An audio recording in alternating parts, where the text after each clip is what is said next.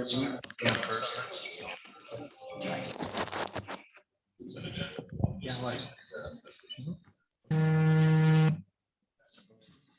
right, let's go ahead and get started. Hello?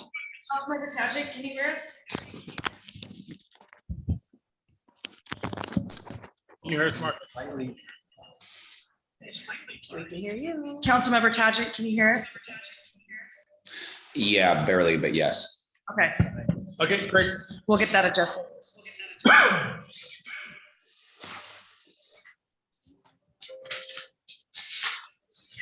All right, so it is 6 o'clock, so we'll go ahead and get started. It's August 23rd, 2022.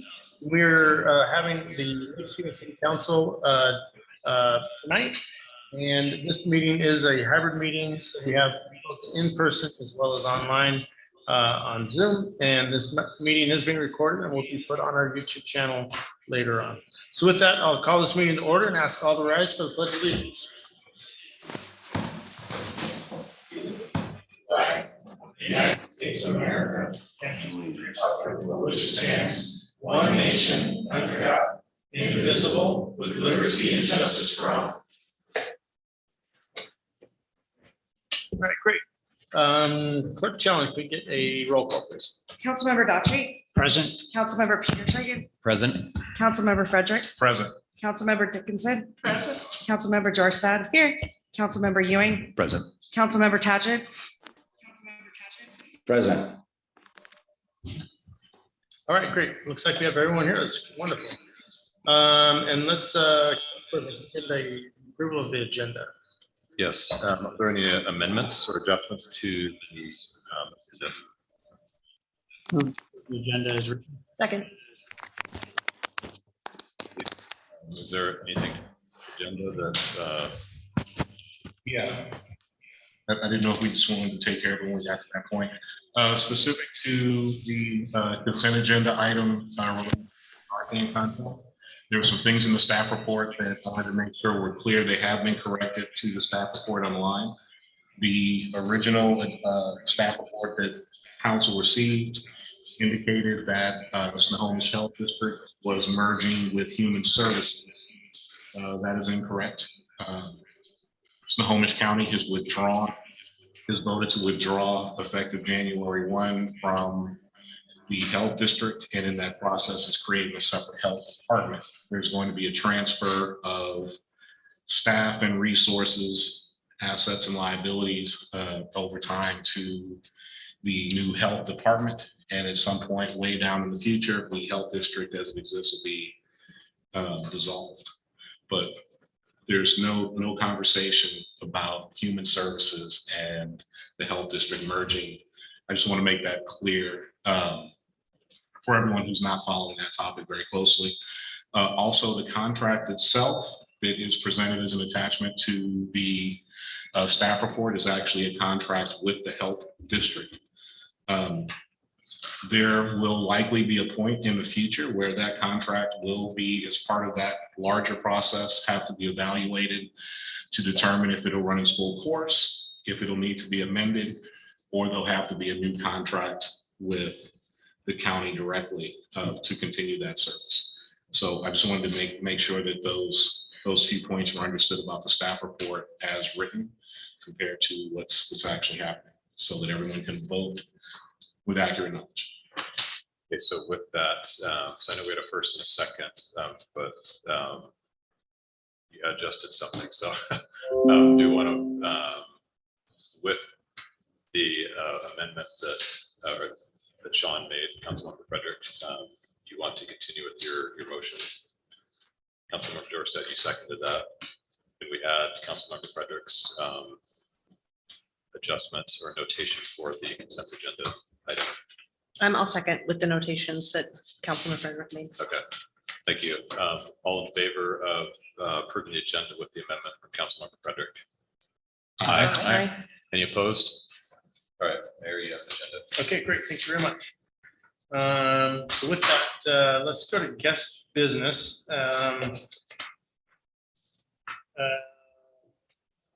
What we're going to do, we've got quite a few new employees that we need to introduce. We have been on a hiring frenzy, which is awesome. It's interesting.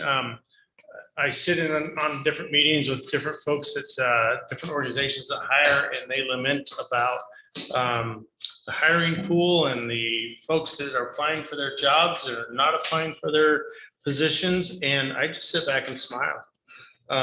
We are getting just a great pool of folks to apply here at the city, and being able to bring them on board. And I think it's very indicative of where the staff is and the council is on supporting staff and what we do. So again, I'll continue to smile at those meetings at other folks trying to find good people. So with that, let's go start with Chief Bezizzo. Can you introduce Kelly, please? Mayor, Council, thank you for your time. To introduce Kelly Putnam. She comes with us and was hired on August 1st. Kelly comes from Lake Stevens Police Department with over 30 years of experience in customer service and working with the public at various positions, with the preceding 10 years spent with the local State Farm Insurance Agency. She was born and raised in Snohomish County, and she currently resides in the Marysville area with her two sons, Cody and Bob, and her nephew, Tatum, whom she is currently raising. Her free time, she enjoys the outdoors, swimming, watching and attending sporting events, games, spending time with family and friends, and volunteering for the Make-A-Wish Foundation. Kelly has wanted to work for the police department for many years and excited to be here as part of our team. Kelly Putnam.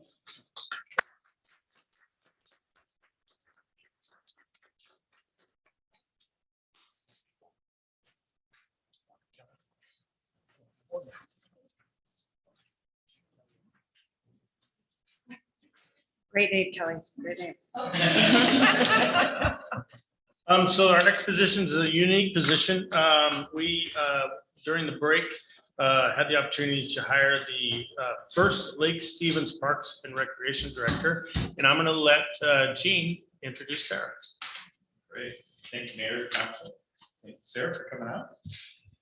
Sarah Garcia has been in the parks and recreation industry for over 13 years. Her love for parks and recreation began in 2009 with an internship opportunity managing an event called Battle of the Boats, which led to a six and a half years of employment with the city of Central Point, Oregon. She then continued her career as Parks Director for Josephine County, Oregon.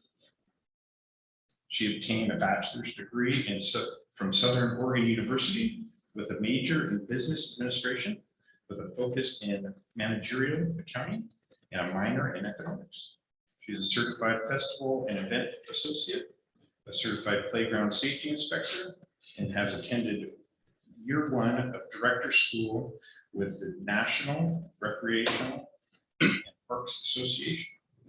Sarah is passionate about providing outdoor recreational opportunities and continuing to improve the quality of life for residents. She encourages everyone to have a healthy work-life balance, prioritize time for disconnecting from technology and spending time outside. She believes that parks ensure the health of families and youth, as well as contribute to economic and environmental well-being of the community. Sarah Garcia. Sarah.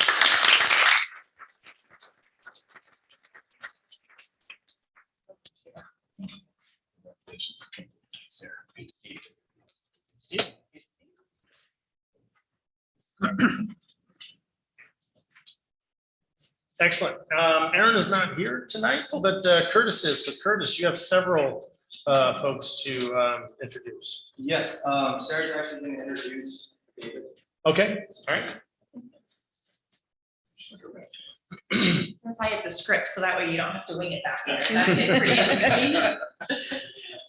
David Green has been here 2 months longer than me, so I'm glad he is no longer the new guy on the block. He is the field supervisor for the Parks Department.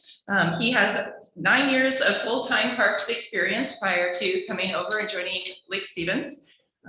He came to us from the city of Everett, where he worked as a park ranger and animal control supervisor. He worked there for 6 years, and also Snohomish County as a park ranger for 3 years. He has a BA in History and Social Studies from Western Washington University. He has been married for 8 years, has 2 kids, ages 6 and 3, and a dog. On weekends, he spends time with his family hiking when the weather allows.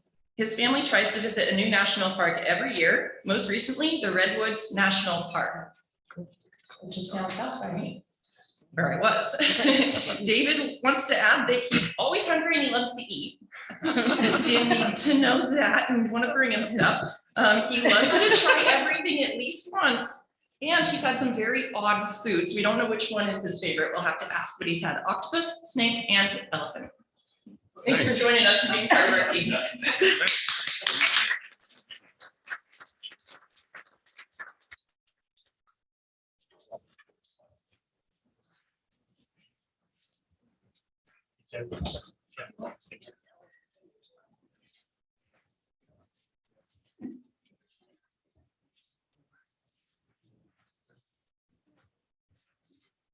Mr. Mayor, Council, tonight I get to introduce two new employees to the Public Works Department.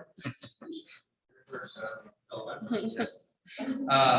this is Scott Osterman. He's a crew member with the Streets and Facilities Department, the Van Osterman, excuse me. He started with us on June 27th. Scott was born in Texas and raised in Colorado. He later moved to Nevada in 1996, where he met his wife, Erin, who's in attendance. He has a daughter, Olivia, who's here also, a son, Killian, and son-in-law, Chris. Thank you. Scott is an electrician by trade, which he started in Phoenix and then became shop foreman at Yesco in Nevada. Scott and his family moved to Washington this past November to be closer to family, which Scott was thankful for. In his spare time, he enjoys riding his Harley, going to the gun range, and golfing. Welcome, Chris. Yeah.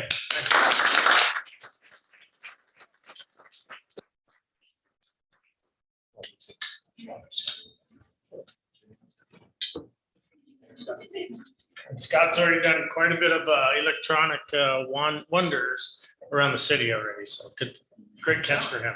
Great catch for us. Next, we have Whitney Ojalepo.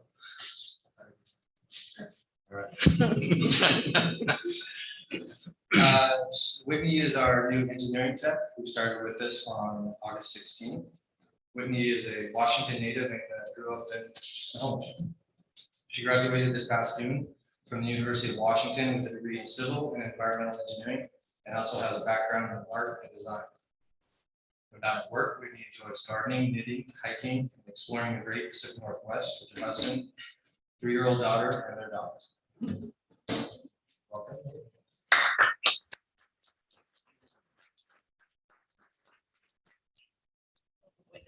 Yeah, watch the course.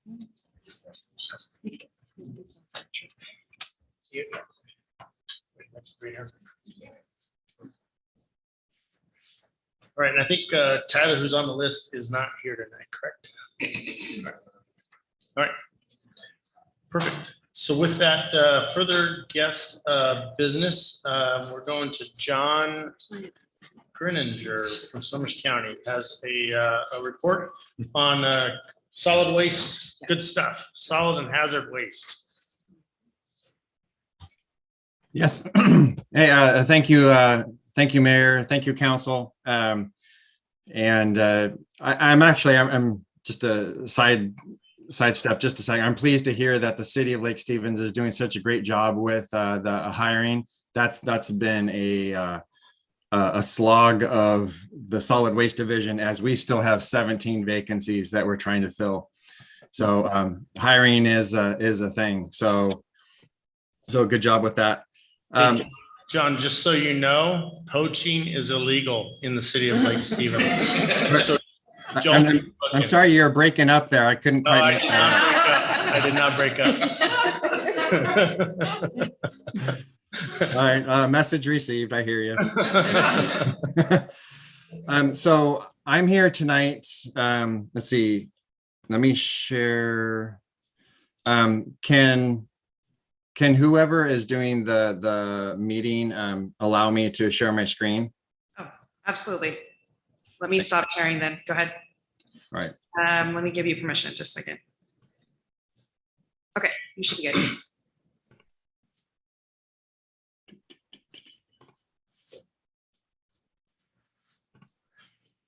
All right. So can you see the screen? Yes. Awesome. Thank you. So my name is John Greninger. I'm the solid waste superintendent for Snohomish County. And part of what I am going to talk to you about tonight, and I'll try and keep this quick for everyone, is we have an update that we're doing for the comprehensive solid and hazardous waste management plan. And we do this every 6-ish years is kind of the goal.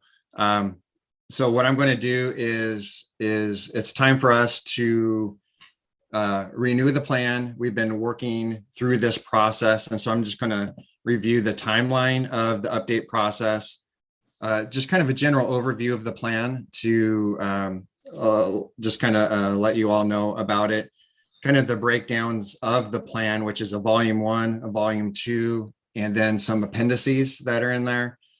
Then I'm going to go over the next steps and some just general solid waste updates. So I'm going to fly through this as fast as I can. And you can ask questions afterwards for sure. So the general timeline of this update process, we started it in January 2020. What else do we know that started right around early 2020, right?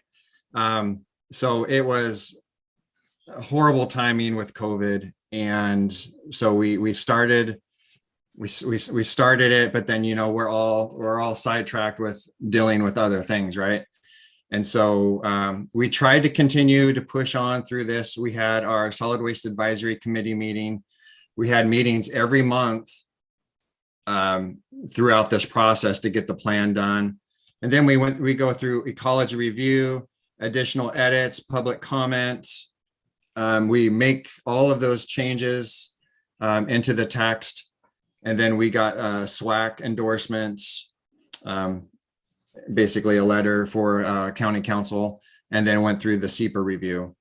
So where we're at right now is I am reaching out to all the cities and towns in Snohomish County, and I have to get what's called it's a resolution of adoption. Basically, it's saying that, and this will be my ask tonight, is that the council approve that the mayor signs a resolution of adoption for the solid waste comp plan. And then what we do is, once I get all of the city resolutions together, I package that up into the comp plan. And then that goes to county council for the same thing, for the same adoption. Then we do one more SWAC review, and then I submit the plan to ecology for final review and approval. So that's kind of the timeline where we're at. The general overview of the plan is that, in this, I'll point out that I've been through 3 solid waste directors here in the last 3 years, right? And so I'm still here, fortunately, and I'm keeping the plan, moving forward. But one of the main goals that I wanted to put into the plan is I wanted to make it a usable framework for solid waste activities. You know, I was, as we're kind of cleaning out our admin area, I came across a box, brand new bound copies of the 2004 solid waste comp plan. Never even opened. The box is fresh. And I'm like, nah, that's not what I want in this. I want a plan that we can actually pull off the shelf and just help use it to guide activities for solid waste in Snohomish County. And so I think we accomplished that through this plan. A big part of the plan is also an emphasis on increased coordination and collaboration with our regional partners. And that would include us with you at the city level, or state, federal partners, our contracted partners, and more involvement with the Solid Waste Advisory Committee. Part of what else we're going to do with this plan is we're going to define our division priorities, because I think, like I said, having gone through 3 directors in the last 3 years, I think our priorities got kind of, I don't know, we just need to redefine them, and that's incorporated into the plan. And then we're also looking for avenues for continuous improvement, helping just streamline your processes. So that's the general plan elements that I incorporated into developing this. So there's three options, not three options, it's three volumes, three chapters for the plan. It's volume one. Volume one is just it's like an expanded executive summary, let's say. It has an introduction, kind of a summary of the current system as it is now.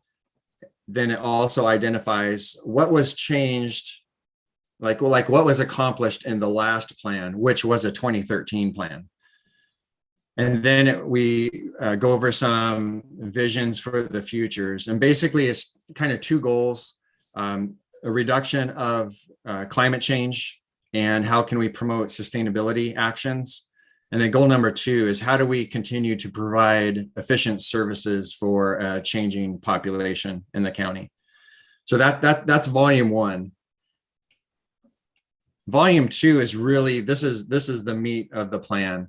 And we have all of these different bullet points here from, and we go, it's a cycle, and we got many cycles in here. And then we go all the way from climate change and sustainability, all the way through the waste collection, the disposal of material, all the way to the admin and regulation. So we go from one end of the spectrum to the other. Within each of these chapters, we call them technical memos, tech memos. Within each one of these memos, we go through these steps: a summary, a background, existing programs, planning issues, alternatives, and recommendations. And so you'll see each one of these topics in each one of these tech memos. And that's really kind of the design. It gets very technical at times, and sometimes it's a little bit more high level overview. And so it provides a good balance, I think. The third part of the plan are all the different appendices. And these are mainly required by the Department of Ecology and mandated by RCW. We've also included in our the moderate risk waste plan. That's our hazard waste plan. That's Appendix B. We have all our current interlocal agreements in there. One new thing is this Appendix H, which is a contamination reduction and outreach plan. And this specifically it's a new required element of the comp plan updates. And specifically, how do we go about reducing contamination in the recycle stream? And then Appendix I here will be all the resolutions of adoptions once I get all of those collected. So kind of the next steps here are the city resolution of adoptions. Then it goes to county council for the same adoption, a final SWAC review, submittal of the plan to the Department of Ecology. And then over the next 6 years, we update this plan as needed, kind of a living document type framework. So that's what I wanted to say about the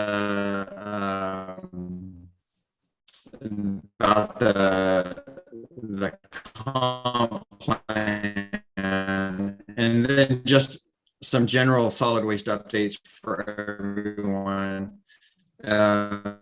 Dave Schoenhardt is our new solid waste director, new as of county for over 33 years. So I mentioned that the Solid Waste Advisory Committee, we meet quarterly. Currently, the city of Lake Stevens does not have a member on the SWAC committee. And so I'll work with Aaron, and maybe everyone can kind of think about who they might like to be a voting member on, representing the city of Lake Stevens on the SWAC. I'm trying to really build out that SWAC representation, and I think that would be great. Coming up at the end of this year, we have our interlocal agreement. So Dave Schoenhardt and I will be kind of touring all the cities and towns in Snohomish County. Our current interlocal agreement expires at the end of 2023. And so Dave and I will be coming to meet with all of you again and talk about the interlocal agreement for solid waste services. And so that'll be coming up. And that's just my contact information. So my ask here tonight is that council approve that the mayor can sign a resolution of adoption for the solid waste comp plan. And that's my quick high level overview. If there's any questions, I'd be glad to take those. Hey, John, appreciate the presentation. Just so the council knows, we'll bring this back, the resolution back on September 13th. So we won't be doing that tonight. Oh, okay.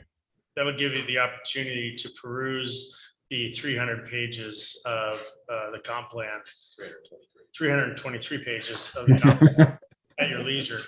One question for you, John, that I had, the SWAC committee that you have, is that elected officials or is that like our public works director? Who's the normal representation for that? For typically for cities, we have a public works director, or it can be a council member, or it's just a kind of an appointed official to represent the city. And it's not a it's an advisory committee, so it's not a decision-making committee. It could be anyone from in the city organization, public works or council, or just a volunteer that represents the city. Okay, we'll work on that for you. Awesome. I'd appreciate that. Any other questions for John? I have a question. But first of all, wonderful information that we got from apparently Aaron Halverson. Thank you. Yep. But it was really helpful for me to see this, but also what function for educating the public about decisions they make when they throw things in their recycle bin or in their trash can. Is there a direction that you're going in that area, because it desperately needs to happen? Yep. And I just wonder if you do something like that. No, that's a great question. And that's one of the aspects of that, the contamination reduction outreach plan, the CROP plan. That one will specifically address the contamination and outreach to the public. And so I think that one of the directions that we're going is that it's the triangle, the reduce, reuse, recycle triangle that we're all kind of familiar to seeing. We're going to try and emphasize more of the reduce, like like we buy a lot of stuff, right? And so we're going to try and focus on the reduce side and the reuse side, as opposed to the recycle side so much. But on the recycle side, it's really, the focus is going to be on clean. It's going to be on dry, right? And that will reduce the contamination involved there. And we work quite a bit with our haulers, and I forget it. Lake Stevens is kind of split between Republic and Waste Management, I think, right? No. And so we're It's all waste management. It's all waste management. Oh, okay. All right. Right. Perfect. Thank you. So we work with Waste Management on outreach, and we have some agreements with them. And so we'll continue to focus. So a lot of the outreach that you receive curbside by Waste Management, we have some discussions with them about. So we're having similar messaging. And in the tech memos on the administration, and there's an outreach section in there too. And that's part of one of the teams that I manage, is the planning and admin teams. And we try and focus on kind of that outreach angle. So hopefully that kind of answered your question. It does. Thank you. Yep. Thanks. Any other questions for John? John, appreciate your time and your presentation tonight, and we'll get to that resolution on the 13th. Awesome. Appreciate it. Thank you. All right. Bye. All right, we're going to move next to citizens' comments. I failed to in the beginning of the meeting to say that if you have a citizens' comments to fill out a green sheet. So I'll forego that tonight. But if there's anyone that wants to citizens' comments, how we do so is we take 3 minutes, you get 3 minutes to address the council. If you're here in person, we ask you to come up to the podium and say your name, address, and then you have 3 minutes. If you're online, you need to raise your digital hand so we know that you want to be heard for 3 minutes. So we'll start online first. Kelly, is there anybody? Not seeing anybody, but however, one person that had their hand up for quite some time and took it down. So Okay. again, if you're on Zoom and you'd like to speak, please raise your hand in Zoom. Okay, that person did raise their hand again. So let me bring them in. Okay.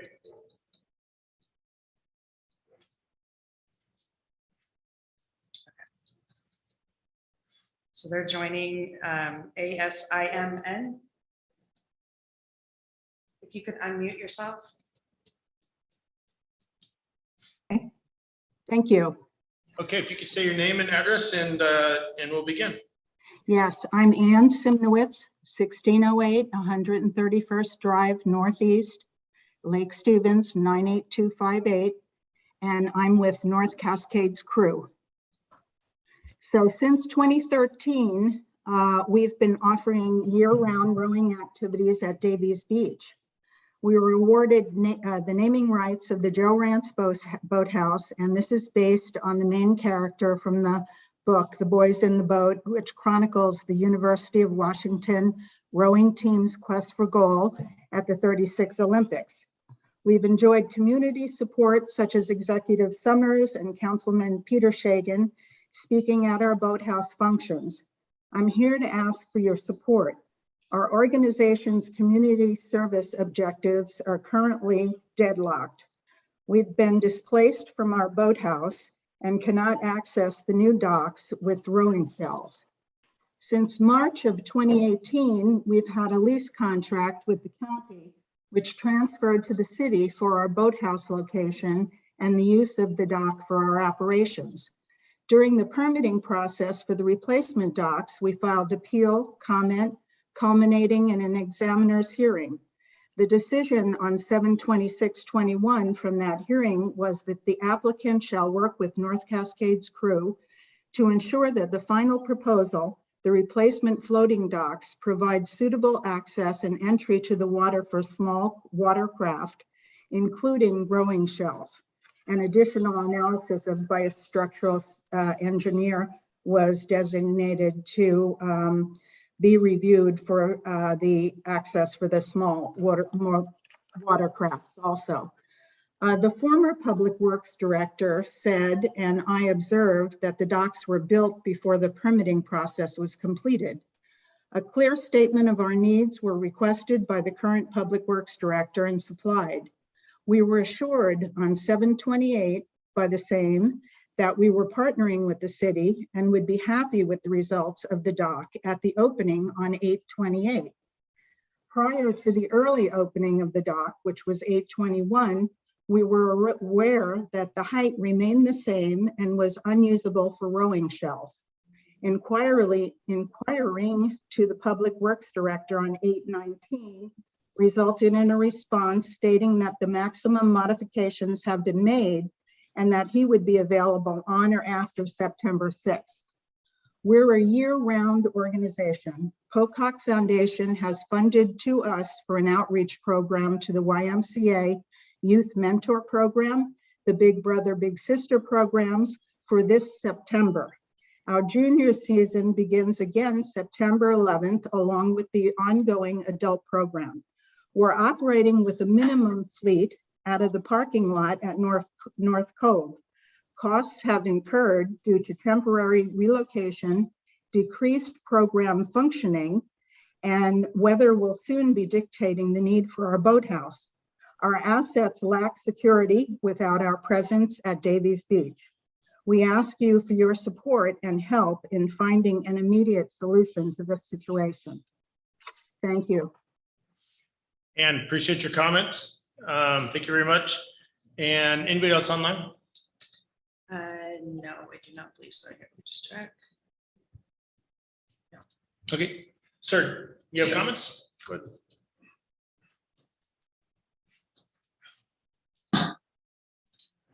My name is Tom Hall. I live at 1822 73rd Avenue Southeast, Lake Stevens, Washington, 98258. I'm a combat Vietnam veteran, and that's going to come into the story later on. I just moved here a year ago in July, the end of July.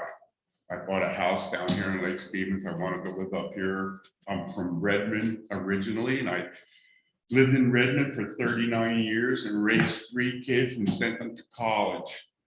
I always liked Lake Stevens. You know, 50 years ago, I was living in someplace in Seattle, and I came up here, and it really talked to me. We have a big problem here, fireworks. I live on a cul-de-sac street on the dead end, and I'm the second house on the end. And we have every 4th of July, I don't know this, I didn't know this, but every 4th of July, we have between 75 and 100 people on the sides of our street, right on the end of the cul-de-sac. And they bring out their barbecues. They don't even live in my development. They have their relatives come to watch the fireworks. Well, let me tell you what, they're not sprinklers or bombs you're just let off on the ground for kids. These are bombs. They're blowing off out in front of my house. 4 o'clock in the morning, I'm in bed, and they're still shooting off bombs in my neighborhood. I can't stand it. I can't sleep. It's ridiculous. Everybody around here's got banned on fireworks, but Lake Stevens doesn't have a ban on fireworks. It taxes our police force. It taxes our fire department. It taxes everything, but yet it goes on here. The people don't understand that they need to go to the city hall and get a permit to block the streets off. It's ridiculous. They bring their barbecues out. They got all their chairs lined up. I went out there to talk to them after about an hour. I had a service dog who just died 3 months ago for my PTSD. I went out there to try and talk to him. My wife tried to stop me, but I was hell bent on going to talk to the main person that causes this whole thing. They live across the street, 73rd comes down, and then the cul-de-sac comes around like this. I live over here, she lives over here, and all these people are running down in front of my house and shooting off bombs, rockets. I have pictures in my phone of what happened. A rocket hit my car parked in my driveway. I took pictures of it. The teenagers that come over to look at the damage that was done to my car had so much gunpowder residue on their hands. It was all over my car windows, the side of my car, plus the rocket they shot off that hit my car did damage to my car. I went over to talk to the lady that was responsible for this thing that's going on every year, and I got a lashing. I got a tongue lashing. I don't give a shit what you think, she said. I said, look, I'm just here to tell you, shoot them off in front of your house. They got bombs going off, rockets going off. My neighbor had a rocket stuck in her roof. It's gonna burn my house down. I've only been in it a year. I had people on the backside shoot rockets this way, people in front of me shoot rockets this way. My gutters were loaded with sticks and paper. That's not right. They didn't shoot them off in front of their house. They shot them off in front of my house. And I just paid a lot of money for my house in Lake Stevens. I paid a lot of money. And this is ridiculous. Fireworks needs to be banned in Lake Stevens. And you know, I'm so aggravated to talk about it. I went out there to talk to these people Sir, nice. Sir, you're over the 3 minutes. We need you to wrap up, please. We need to ban fireworks in Lake Stevens. Thank you for your time, City Council. I hope I never have to come here again, especially next year. I try and call the fire department, they're busy. I try and call the police, they're busy. There's not enough manpower. They're gonna burn my house down.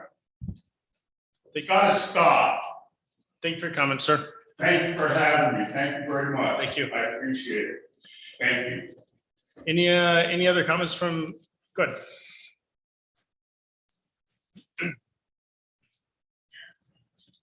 My name is Todd Spradlin, and I live at 10429 East Davies Loop Road. And I was disappointed this week to see that the short-term rental wasn't on the agenda. I just want to let the council know that there's still a lot of conversation going on in the community about this when we get together, either be it the farmer's market or other gatherings. People are still asking. My wife and I and some others have been involved in it, so they do ask us about it. But I also hear other people talking about it without our input. Of course, they're all concerned about the negative effects of short-term rentals without the owner occupying it is going to have on their neighborhoods. As we all know, it's a ton of information. Lake Chelan area, Lake Tahoe area, the entire state of Hawaii are reassessing, relooking, and pulling back in some of the restrictions or some of the rules that they have let go over the years because of the problems we're having. And of course, all these communities are what we would call vacation communities. We're a residential community. We're not we don't have a resorts like Chelan.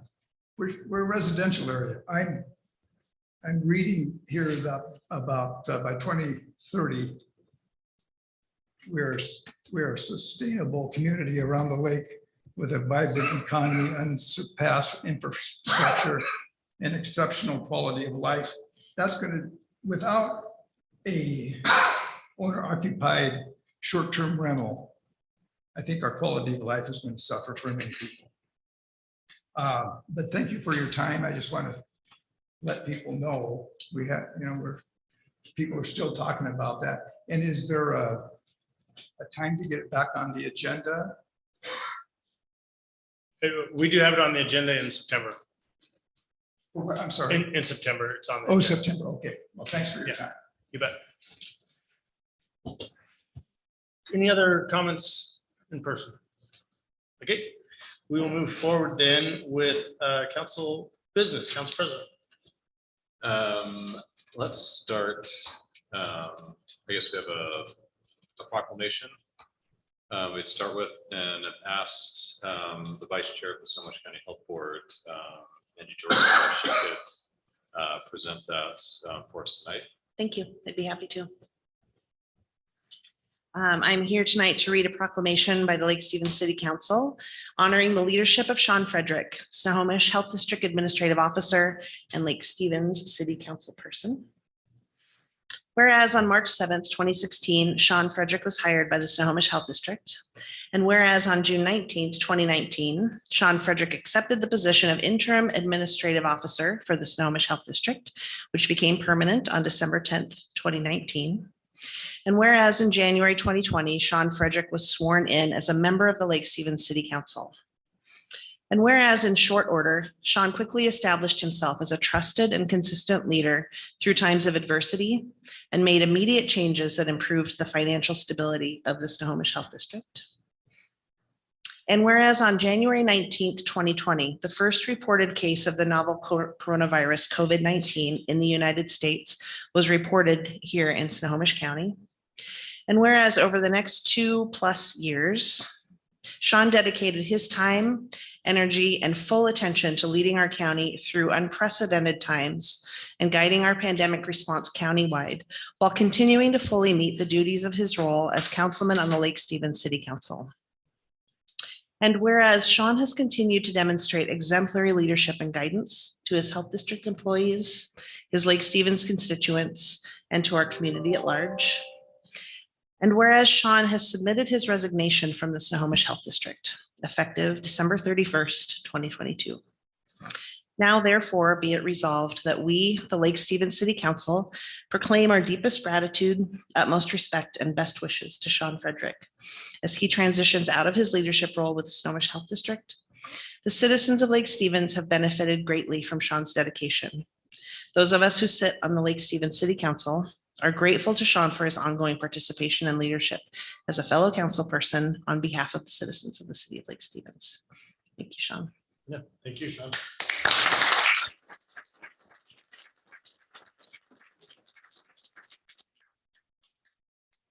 Thank you all. Councilman, Member Jorstad, if you have any other council business you'd like to share. Nothing else to report tonight. Thank Okay. you. Councilmember Taggett, Nothing to report, thank you. Councilmember Dickinson, Nothing to report. Councilmember Frederick, Nothing to report. Councilmember Peter Shagan. I guess I'm the only one doing things. I got a whole list here. During our hiatus, it seems like the council business, at least on my schedule, didn't cease or take any time off, but we continued. Planning Commission has been meeting every other week here for the last month and a half. Sewer district meetings continuing, specifically regarding the ongoing negotiations with the Assumption, and there will be more information coming on that shortly. We do have a utility committee meeting again tomorrow.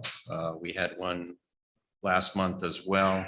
Things are going good there. And also we had a legislative reception, which I was kind of disappointed that there weren't any other council members there, but it's a great opportunity, hopefully when we do it next year, to meet with our representatives, have that point of discussion that we can communicate to them and our needs, and hopefully work with them to move things forward for the city of Lake Stevens. So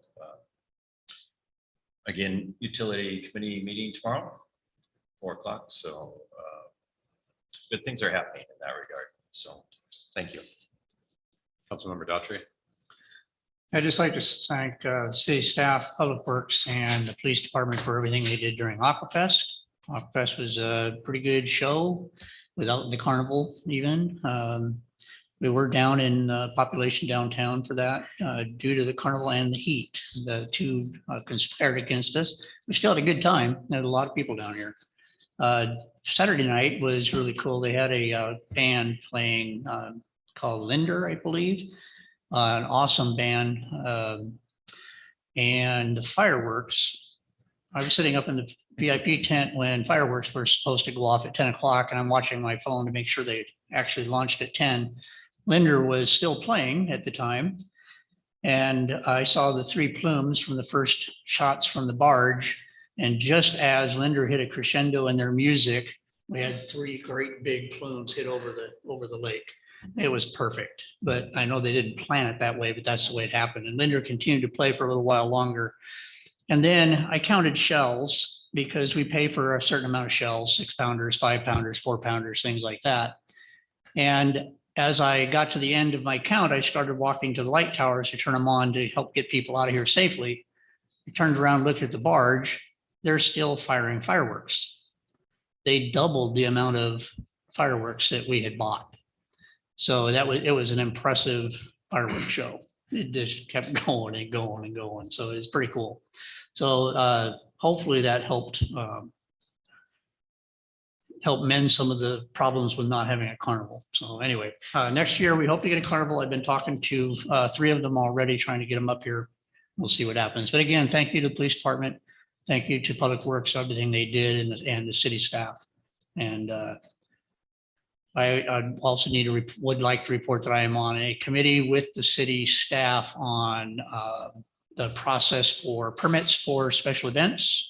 We've met, that's the first time I met Sarah. We've met once already. and getting into that process. So we're trying to make that a better process for everybody that comes in and does permits for special events. That's it. All right. Just a couple things. One, thank you to Councilmember Jorstad for her efforts with the proclamation, and also to Councilmember Frederick. I just want to say that, Sean, you are one of the most impressive individuals I've known in any capacity, with your leadership and your steadiness, and your judgment, and your just grounded leadership. And so I'm grateful that you've been a part of the health district, especially during this pandemic, and also as a member of our city council. So thank you for your service. And I also want to thank the police and public works and others from the city for supporting the suicide awareness walk on the 13th of August. There was a bigger turnout than previous years. And so good things are happening there. Much needed event, and just great collaboration with the city and support to make events like that happen. So thank you, Mayor. Excellent. I'll be real quick. I do want to thank Councilmember Daughtry for your incredible dedication, being able to put 30 hours into 24 hours worth of work for Aquafest, and just making sure that's a smooth event. It's fun. It's fun to watch you work out there and help you, even though I know I'm probably getting in the way. And additionally, a big kudos to our public works folks. The Davies Beach dock project. If you haven't been down there and taking a look at the dock, it's world class. It's an amazing dock, all built in-house. Couple weeks ahead of schedule. Just a great project, and shows a lot of dedication by our public works folks. They ended up on Friday, I think it was Friday, going overtime just to make sure that thing was opened up for boat traffic on Saturday. So great job, great kudos, and I expect public works to do a write-up on that. I'd like to see us hitting APWA conference with a talk about that great project. Okay, let's move forward then. So city department reports, Gene. Great, thank you, Mayor. The Davies Beach dock that was mentioned by the citizen, we will continue to work with them to get something that'll work for them. Obviously, there's engineering requirements for the new docks that weren't there or may have been there when the old docks were there long ago, but they were waterlogged. They sat a lot lower in the water, and today's engineering standards could be different. We met today's engineering standards. We did add ballast to the existing docks already to lower them in the water, but we'll continue to work with the crew to find a solution. Last week, Mayor and I actually received a bunch of questions from council members over the time that we were off, and so I fielded those, sent some to the staff. There was 14 of those items, and those were emailed out to you last Tuesday. In the interest of time, I won't run down through all of them, but I will address the ones for Aaron because he couldn't be here this evening. One of his takeaways was to bring back updates, regular updates on the accreditation. So they actually have a pretty incredible spreadsheet that they track the work and the progress. So we'll be providing that to council.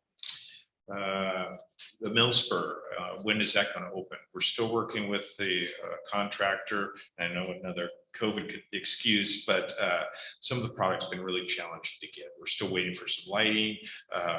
The big cross arm is out there. It just needs to be installed, but the rock has to be brought in to do the finishing. So we don't have a schedule yet, but they know that we're in a rush to get it done so we can get it open.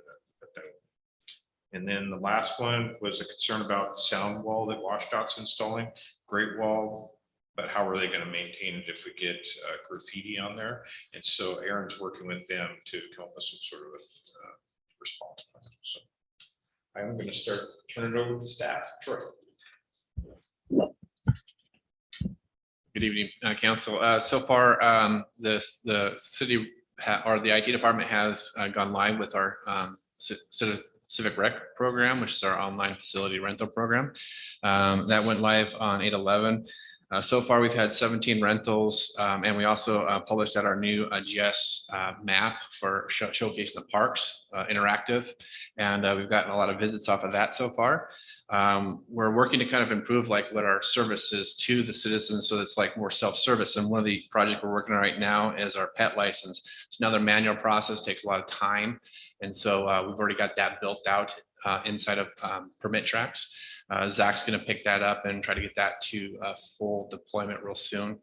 And then we just recently got done putting out an enterprise password manager. We're trying to help tighten up our security and get away from people storing passwords on their screens or on their desk or in spreadsheets. And so we've got about 50% of the employees have already got on board on that, and we're holding twice a week little training tips and tricks on that.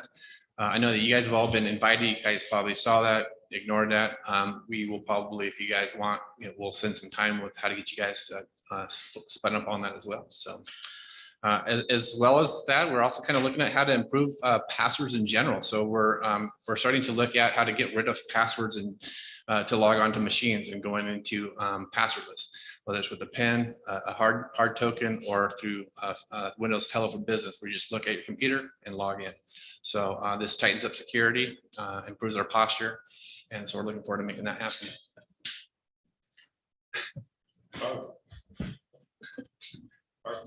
Thank you. A number of things, just everything's going on right now in finance citywide. Keep moving. So, it's the same. Budgets is in the forefront right now. We're looking at coming forward to council on 9/6 with initial budgets discussions with council, get priorities. Kind of see how you want to move forward in the budget process. We talked a little bit before we went on hiatus about different scenarios, FTEs versus citywide. We do have a couple of more details we need to get into on that. What are the limitations on those, that kind of thing. So I want to kind of go through some of that information with you guys on the 6th, just forward. So we do have our draft schedule put together. We'll be sending out the information to department heads next week. I know we're already working on budgets, of course. Police works on them starting January 1st. So I know there's a lot of continued work with budgets right now, so we're working on that. Another thing is passports. We are continuing to work on the passport program. It's been a little slower than we had hoped, just being logistically with the space constraints that we have within the city. I do know that Grant Falls opened theirs a few months ago, so we have heard a lot of good things about that. They actually have passport services during business hours and after hours and on Saturdays and Sundays. We are still constrained by our location and the space that we have, and so we are intending to start Mondays and Tuesdays and then half of Wednesday. We'll kind of do them in the conference room A as we can. We do intend to create a schedule for this, or a online scheduling through Civic Rec, but at this point, I think we're going to kind of do a soft opening and just allow people to come in and see how it goes. The one person that we have, I know council approved 2 half-time people to start this year for passports. We just don't logistically have a place for them to be. So one of our part-time office assistants has desired to go full-time. So we will utilize those other half of the hours for passports at this point, and then continue with the program as we can logistically find more space to use. So we are moving forward with that. Everybody is certified, so we can get soon. What else do we have? The audit this year, I don't know if I was able to send that out to council before hiatus. We did hear from the auditors, and they had asked if we would be okay with a 2-year accountability audit next year. So this year, they will just be doing a financial statement audit, and the next year they will do a 2-year accountability audit, which saves us money and time and helps them out because they're so busy right now with all the federal grants. So that is a good thing for us. So we did accept the request on that. think that's all I have right now. Unless you have specific questions. Okay, a few items to report out to council. So there had been a question on what are we doing retail strategies. I've tried to give you a couple of reports throughout the year. And I've asked Retail Strategies to put together a comprehensive list of the business recruitment activities that they've done. So when I get that, I will bring that report to council and workshop so we can spend a little bit more time talking about that. Also, there was a request to see how we could improve collaboration and communication between the Planning Commission and City Council. I've already started that discussion with the City Council liaison to the Planning Commission and with staff to think of some ways that we could make sure that there's a little bit of better communication flow between the two boards. Some of the other things are interaction with Public Works on the list, specifically where are we at with our gateway signage. So we have been working through the structural analysis for the foundations for a lot of those signs and working with WashDOT on placement. And I know that on the Public Works Department with the capital manager, capital projects manager, he is looking for recruitment now of the firms who can actually construct and install the signs. So we are making progress, but it has been a little bit slow with some of the issues over this last year. As far as the Everett water line, I have had steady communication with the city of Everett and their Public Works Department. They have provided some concessions. So really the next step is going to be drafting a revised interlocal agreement. And hopefully I'll get that in front of council in the next month or so you can take a look at that. As far as Mill Spur, you already heard about that, and the Grimm House and the Outlot. Those are also waiting on scheduling with our contractor who's working on Mill Spur to do the concrete work so we can get those parts of the project buttoned up. And I think that's it for my list. And as I have more information, I will come back with dedicated reports to council. Sarah. All right, so at this time, I'm getting familiar with all staff. All of the park staff have been moved under the Parks Department at this time. So Russ and Aaron have graciously passed on their amazing staff and have been setting me in the right direction. We've started current inventories for parks and amenities, including all of our tools and equipment, so we can get a good assessment as to where we are today. I have a draft of the parks and amenities, so we hope to be buttoning that up soon and have something formal to propose. From there, we'll be creating an events list, including all of the events that we know that we create, as well as we sponsor and support, so that we have staffing needs, input, numbers, and have a good understanding of what's going on there. I'm getting a good understanding of projects, including the current ones, the ones that we're planning for upcoming, and then we'll be working towards future projects as well. Past that, on the horizon, we'll be inspecting all parks, including playground safety, ADA. We will be creating procedures and manuals for operating procedures within parks to create some standards. And then we'll be creating short and long-term goals, looking at master plans and looking at 1 through 5 year planning, as well as out to 10 and 20 years. And that's where I'm at now.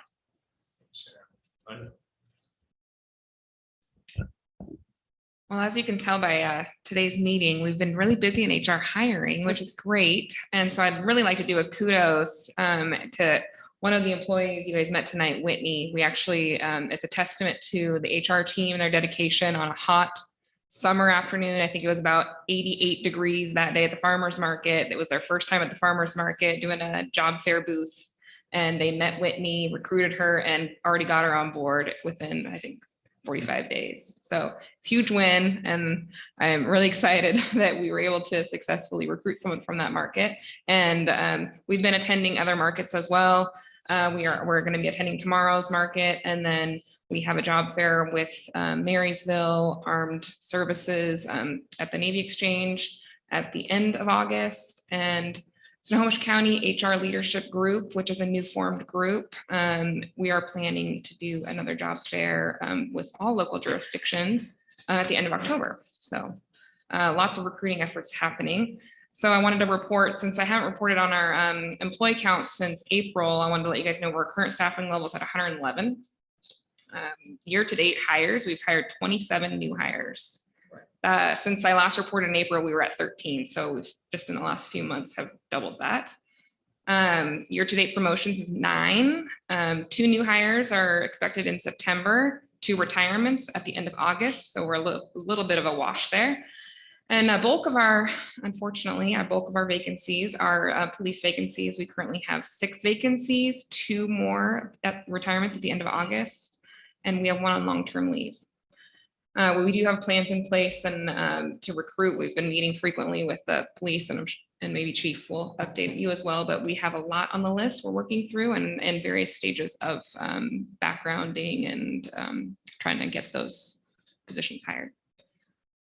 We only have a couple remaining positions to fill in the surface water department that are ongoing and at interview stage. And we have the 2 IT positions we are closing in on as well and interviewing the background. So we are hopefully closing in on some hiring here, at least for everybody but police in the next month or so, which is very exciting for my team to have a break and work on other projects.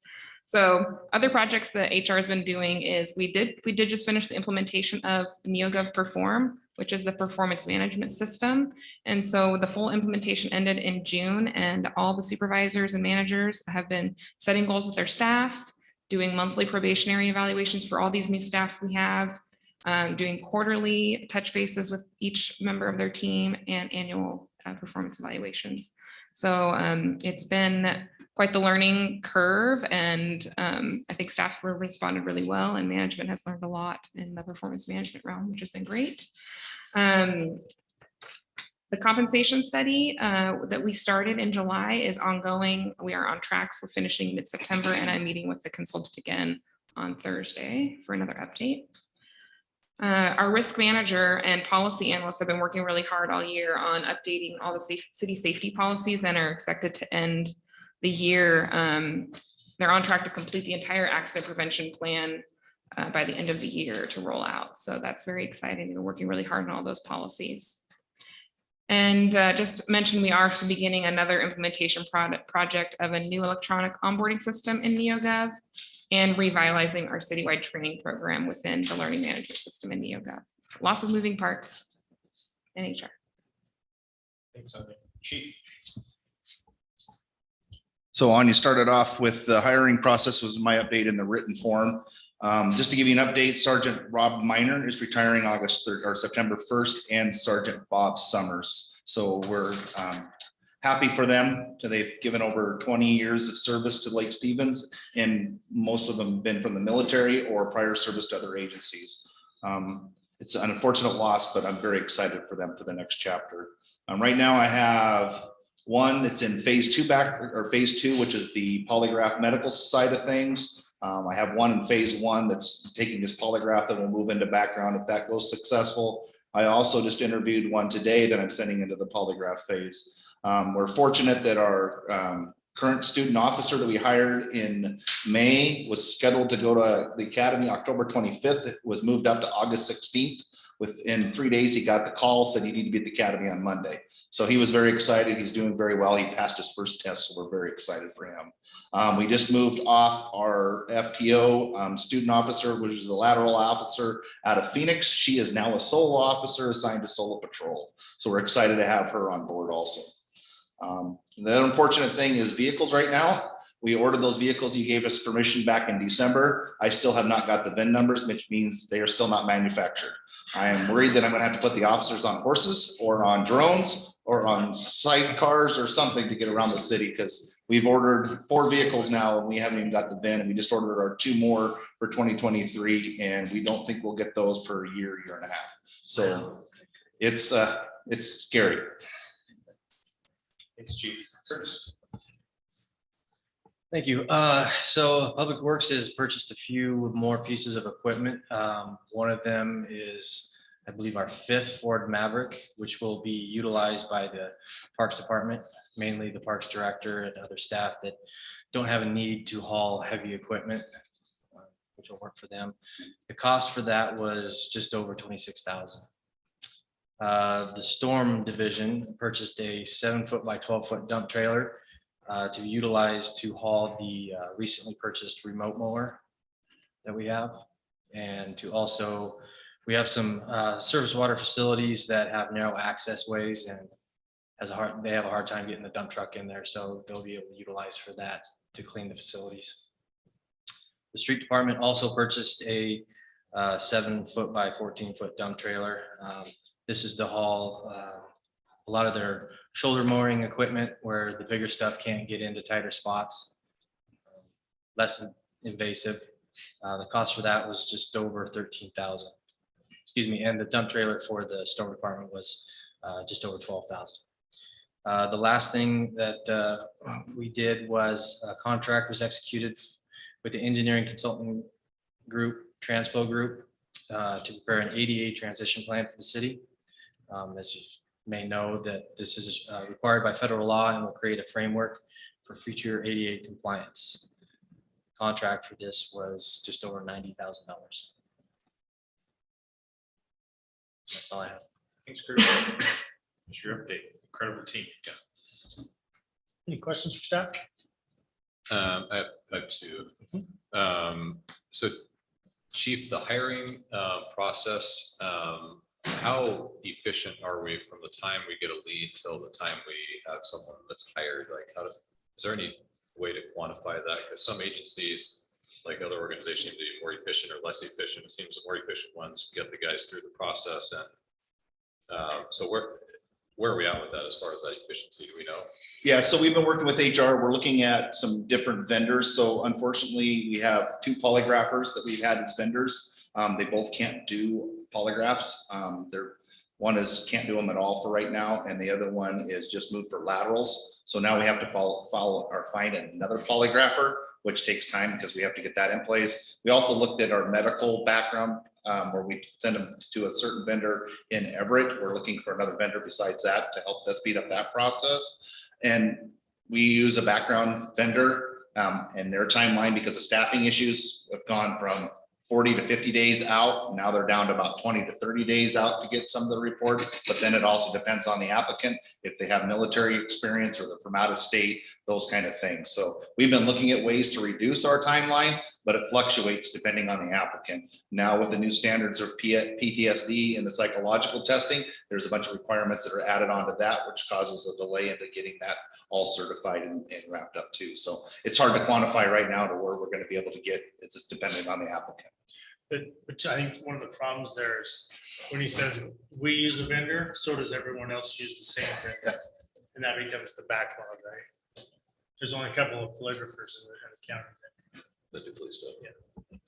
Yeah. Okay. Thank you. That was helpful. And one other thing I saw in the, or maybe parks or public works, that damage to the restroom. I saw $12,000 repair fee for that in our vouchers, and that's a pretty significant damage. What kind of repairs are being done? I didn't see what that was for. If it was the vandalism, I believe it was the North Cove bathroom here recently. I believe there was a partition that was ripped off of the wall. Is that the one? Yeah. Okay. So was that bill or was that the water damage bill? I would imagine that for $12,000, that would be the water damage. Yeah. I can't see a partition wall costing $12,000. It's a really nice partition. Yes. I would assume that was the last bill for them to come in and do the final cleanup work. That's too bad. Did we find out who was responsible for that? It was a frozen pipe. Oh, is that what it was? Water damage. All right, thank you. Great. We'll move forward. Great reports. Next item is consent agenda. Can I get a motion to approve the consent? Move to approve. Second.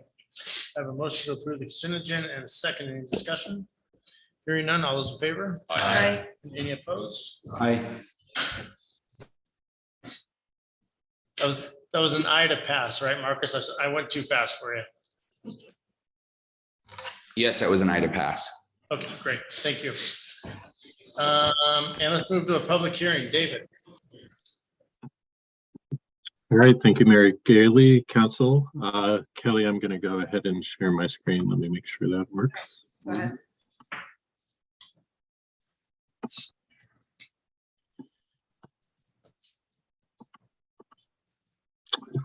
So we are here tonight for a public hearing, which will be the final step in the potential annexation of approximately 13.9 acres of land on the south side of 20th Street Southeast near Williams Road, which is known as the Fagerly annexation. Here's a map of the area. This area here is Williams Road. This is 20th Street Southeast. There's the Pasadena Heights subdivision to the west, which is in unincorporated Snohomish County. And then to the north is the city. To the east is the rural urban transition area. So just a little bit of brief history on the project. The city council accepted the 10% petition back on March 8th.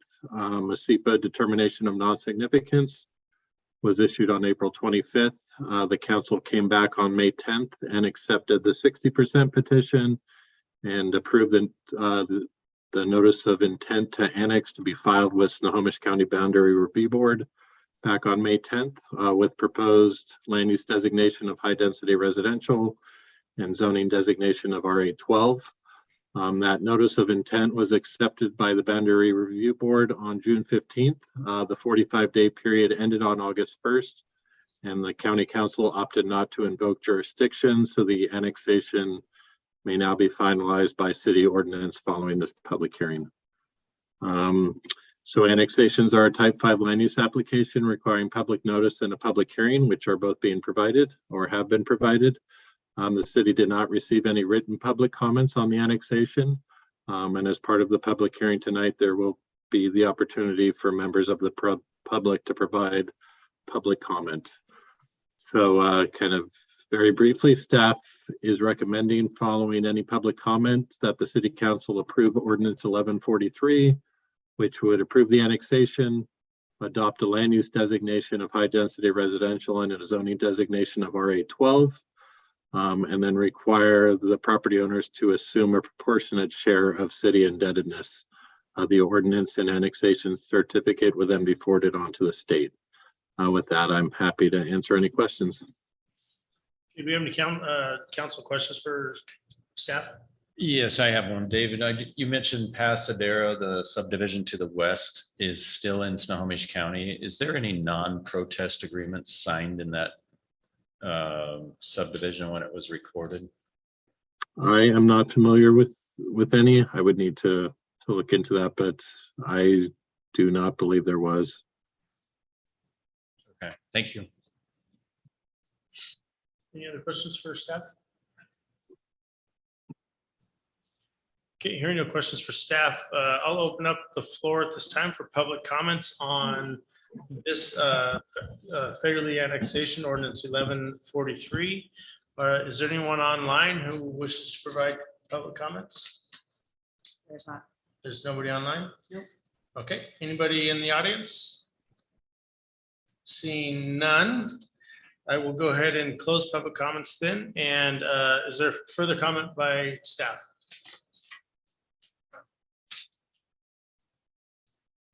Hearing no further comment by staff, we will go ahead and any further questions from the council for staff?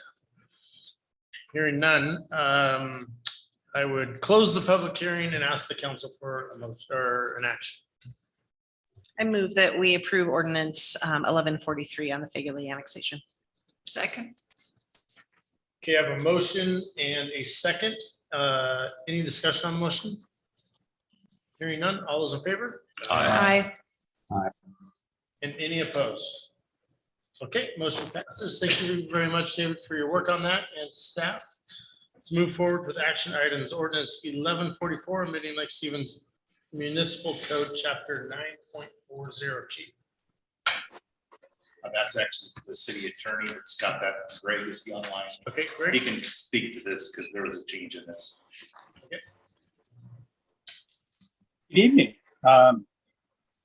Ordinance 1144. It's the result of some collaborative discussion between police chief, our city prosecutor, and Andrew Soming, an attorney in my office. The net effect of this ordinance is to substitute specific provisions of relating to drug-related crimes in our code and taking them out and just adopting by reference the state legislation that deals with this subject matter.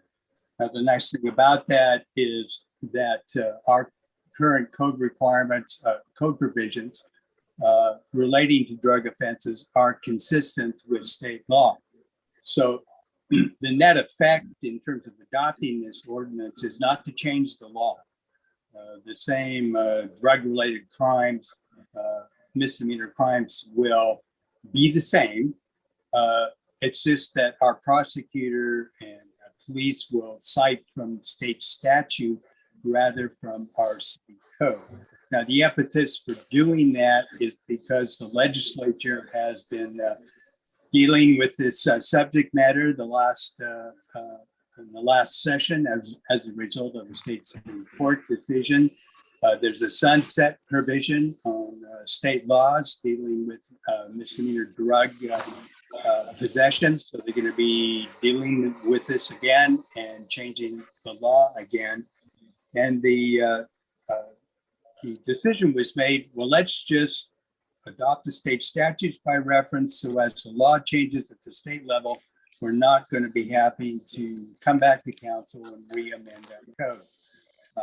My personal feeling is I think this is a great idea that extends not only to drug crimes, but to a number of the other misdemeanor criminal offenses that are in our code, and that this is a good model for us to use in amending chapter Title IX of our particular code, so that we stay current, because our legislature these days is moving statutes around from one section to another. They're amending codes, and trying to keep up with that is becoming more and more difficult.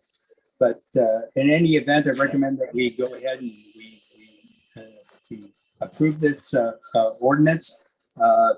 There was I believe a typo that I saw in the ordinance. It's in your packet. It's in the third whereas.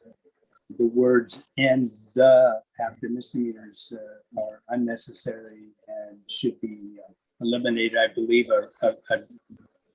an amended draft has been provided to the city clerk to get rid of that typo. But that's the ordinance. Chief, any other words about it? No, I appreciate your staff support and our prosecutors. We have very good insight. Working with our city prosecutor and Greg's office to make this happen.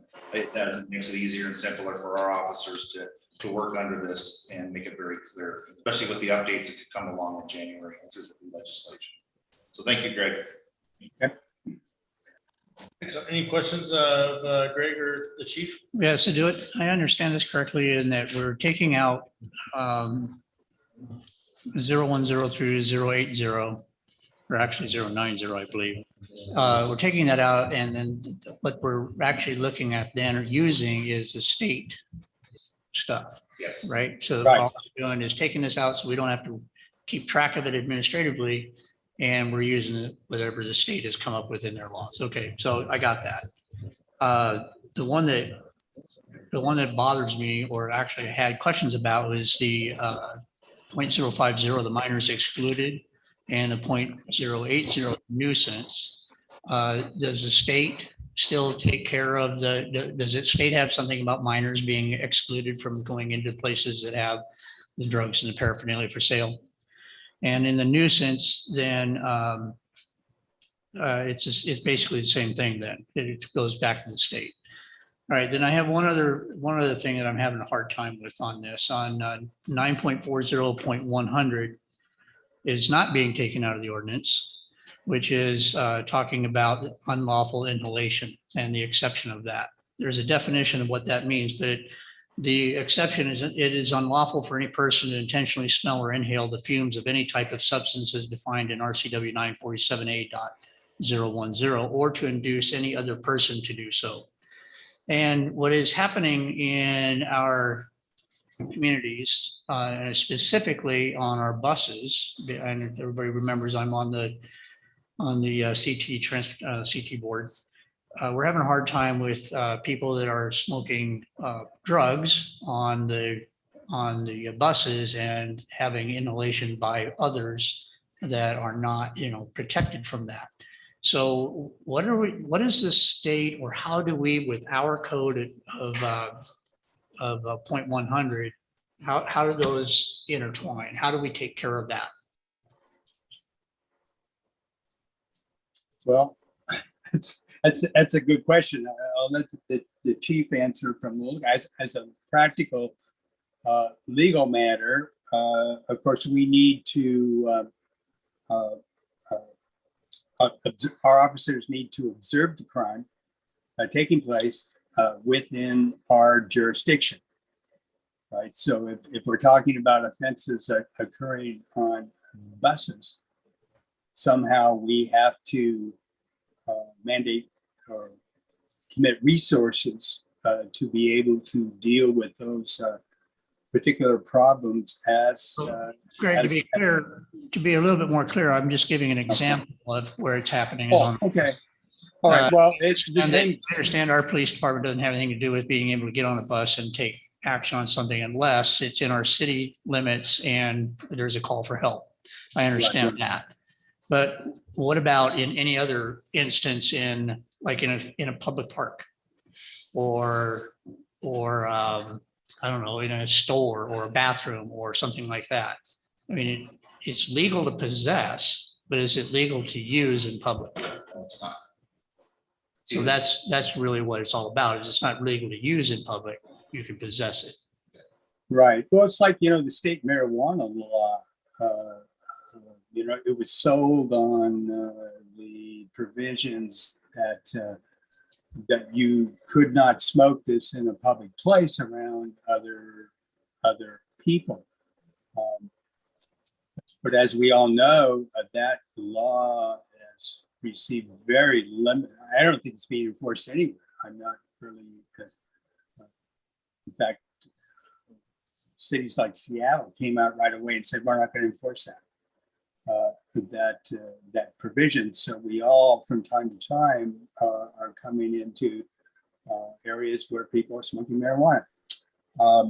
But it remains against the law.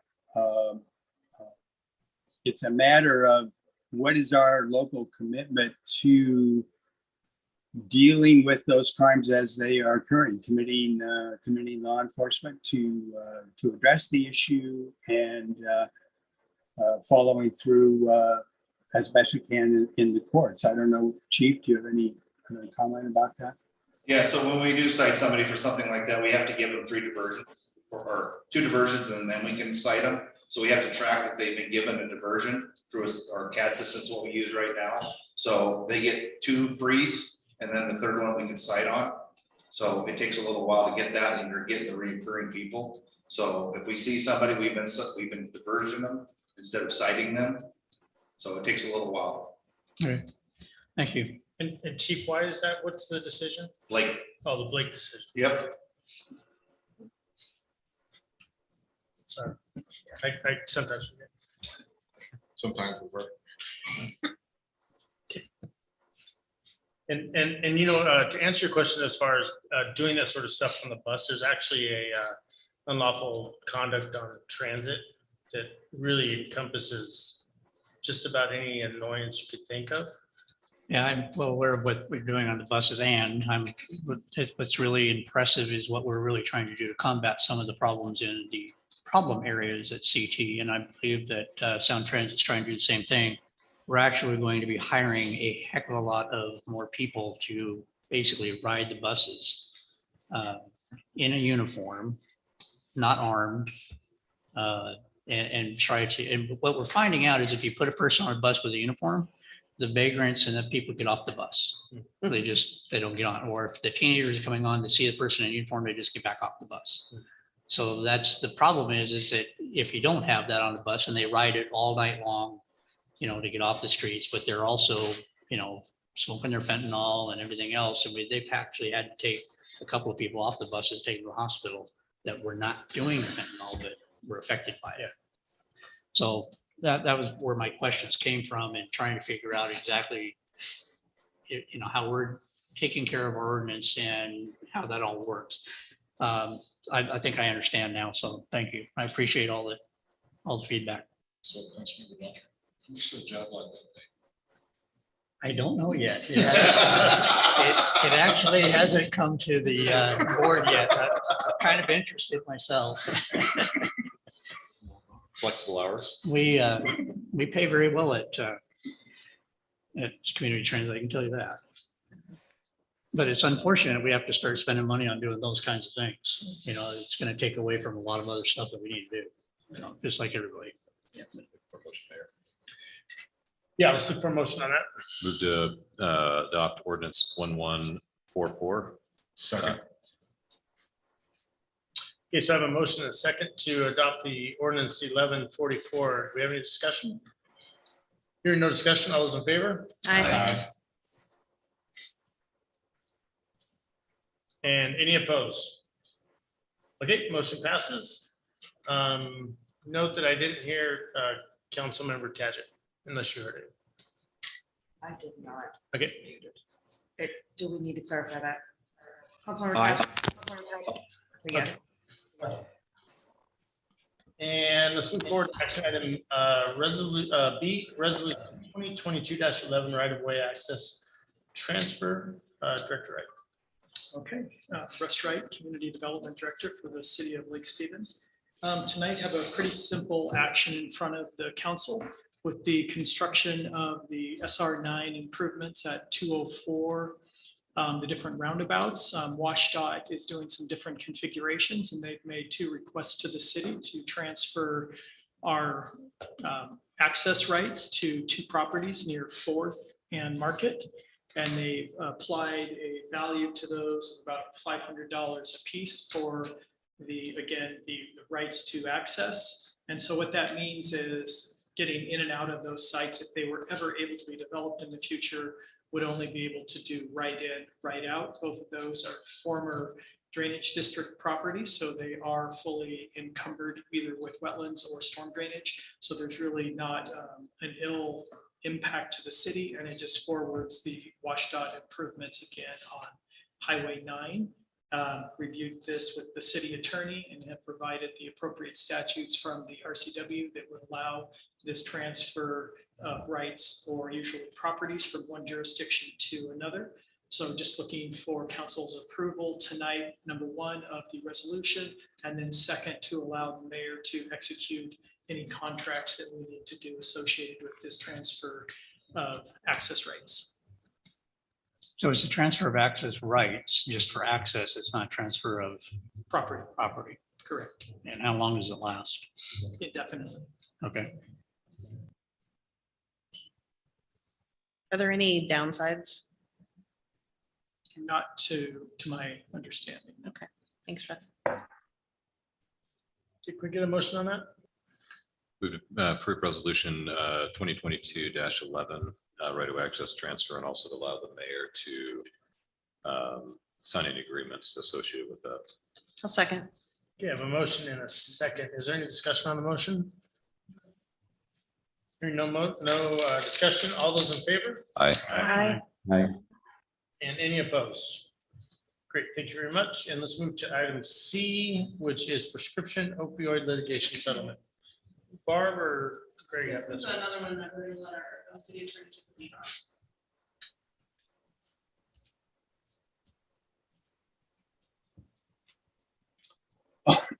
on. Okay, let me just run through this. Washington State, our state attorney general, along with attorney generals in a number of states throughout the United States, sued several of the large distributors of opiates related drugs, alleging that there was misconduct and negligence in the distribution of those drugs that has led to an increased population of people addicted to narcotics and causing problems for both the state and its local political jurisdictions with respect to dealing with addiction. The state of Washington obtained a $500 million a settlement agreement. The provisions of that agreement basically models agreements throughout settlement agreements throughout the country. It requires the drug companies, of course, were concerned that others were going to sue them. So the provisions of the settlement require that there be I believe, a 90% signatures by jurisdictions throughout the state, cities throughout the state above 10,000 in population that sign the documents that waive any further rights to sue these drug companies for any problems in their communities related to their distribution and sale of these products. Individually for the cities, it's not a lot of money. By my math, it averages out, say, for the city of Lake Stevens to about $17,000 over the next 17 years. Based on the current settlement, that money pool is expected to grow, however, possibly as much as double over the next few years, because there are other drug companies that are still involved in litigation and have yet to be sued, and it's expected that there will be settlements with respect to them also. There's no real major downside.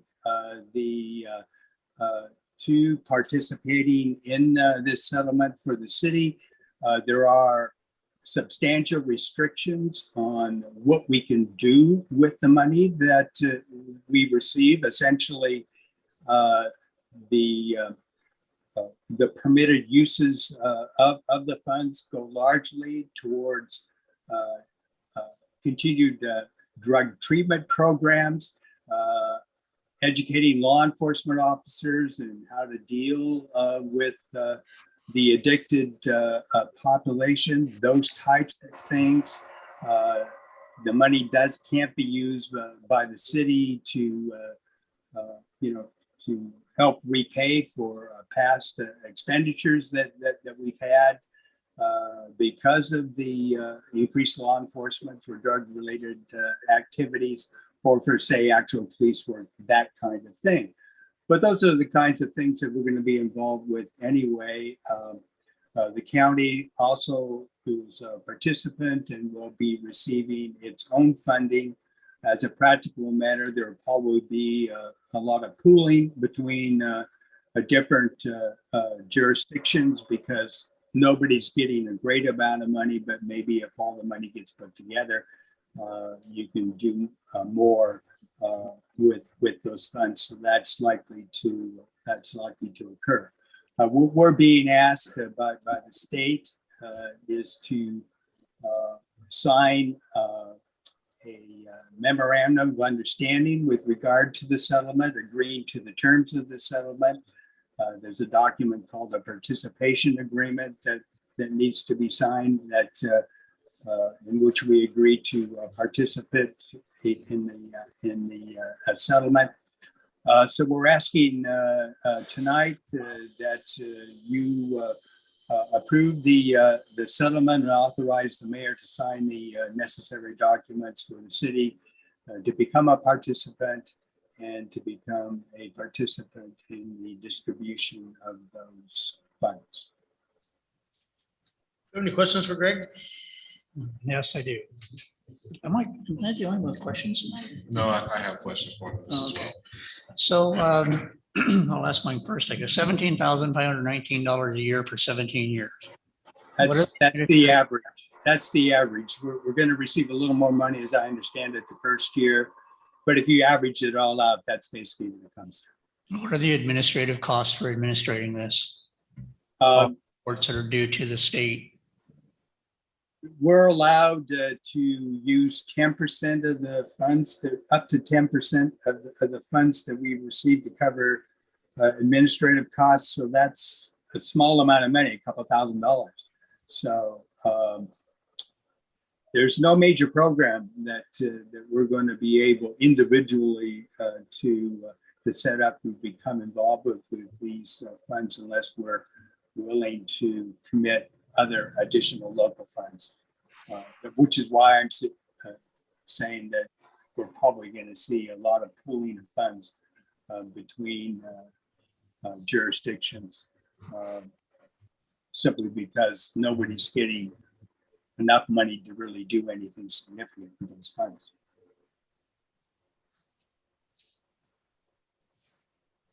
I just think it's gonna cost us more to do it administratively than we're gonna get. So, Well, it's not a lot of money, that's for sure. So Chief, have you decided what you're gonna spend the money on? You know, we have, depending on what happens with the health district, get the Narcan, you know, and have that available to our officers, so we use it quite often. And that's one of the options, but we don't know what the cost of that would be. Okay. Yeah, I think also there's some education options. out Education there. opportunities. Sean. So that kind of ties to my question a little bit. So in the presentation, it says that the funding for this ultimately at the state level is being coordinated through Healthcare Authority and Department of Health. I know that there's a broader conversation. They talk about regionalization throughout the contract and the lawsuit. I know that there are ongoing conversations between other types of municipal entities in Snohomish, Whatcom, San Juan, Island, and Skagit counties, along with affordable care organizations or ACOs, on how this money would be pooled and regionalized and used. Has there been any conversation, or are you aware of any conversations on how those efforts would tie into money going directly to cities? I am not, no, I'm not privy to that discussion. And I don't know how much of that discussion has taken place. I know that I believe that the county is trying to set up its program for use of those funds that will involve jurisdictions such as Lake Stevens to participate in that discussion. But a larger regional, no, I'm not aware of any discussions yet. And Sean, I haven't been involved in any of those, but I can figure out where they're talking about it and see what we can do. Yeah, because the region is actually called out in here, in the settlement agreement.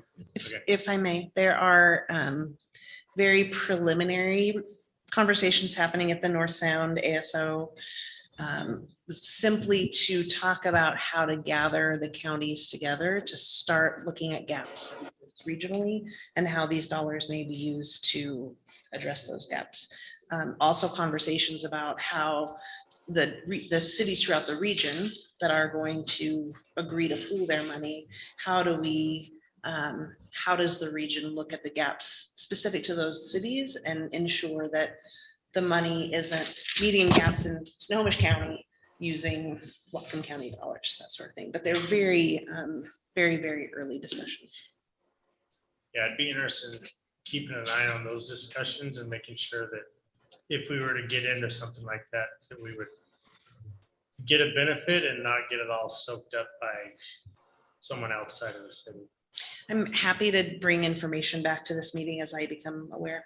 That'd be great. Yep. Agreed.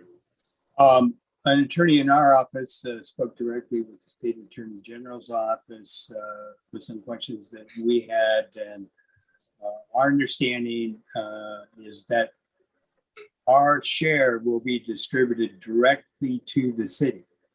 Lake Stevens share will be just, it's not going to go through anybody else. It's going to come directly to us, and that a decision to pool that money with who and when and how, that's going to be our decision, not a decision made by someone else. Okay, any other questions? We get a motion on that?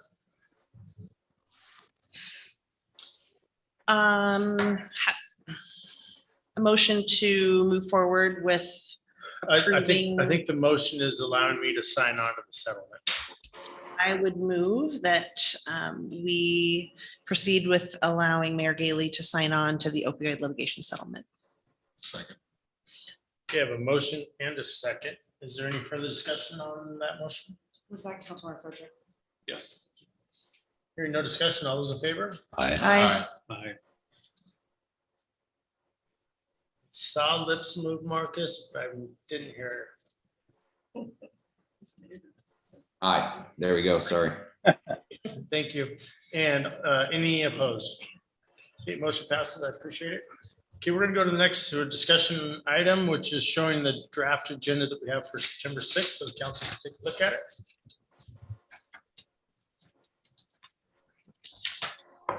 No, go ahead. Let me just read it, or you bring it up? Oh, I'm happy to. Bring it up real quick. Yeah, that'd be great. This is a new item that we're doing just to give a heads up for what's coming up in the future.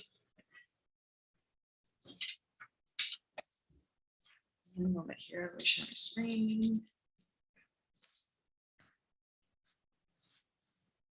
So while we're waiting for that, I do have a question for Gene. For the other items, thank you for the items that you touched on. Do we have can we get timelines, tentative timelines for the other items that have been requested by council that could be sent out so we can figure out how we can work those into future agendas? Yeah. Thank you. Are we not meeting next Tuesday? No. Draft agenda for September 6th, 2022. Discussion items, the 2023 budget. We'll be discussing the capital facilities plans. This is going to be the first review. Talk about storage facilities and then the retail strategies report that Director Wright mentioned earlier. Any additions or deletions? Just to clarify, is this a workshop or a meeting? That's a workshop. Okay. So I guess the other item I would add is in E is just the timelines for the other remaining items that the council's requested. So we can kind of work those in and prioritize those that are, some that may be budget sensitive, so we can get those moving along. Certainly, and one of the requests was an update on the council retreat takeaways. We've got a spreadsheet and a status, and staff is working this week to go through those and check that off. And so we have updated status for you, and I'll be bringing that back as well. Excellent, thank you. Yeah. The last couple of years, we've had a mini retreat in September or August. Are we not having that this year? Do not have anything on the books, but we certainly can. So I'm just asking. Nobody said a word about it. So no, so I reached out to council members. That was something that was asked of me, and the overall majority were in favor of not doing one, especially in light of the 5-day trip to DC. It just didn't seem practical for people to take those 5 days and then take time off for an additional retreat. So there was I'd say a super majority of the council felt that wasn't going to work. So we were not going to do the mini retreat.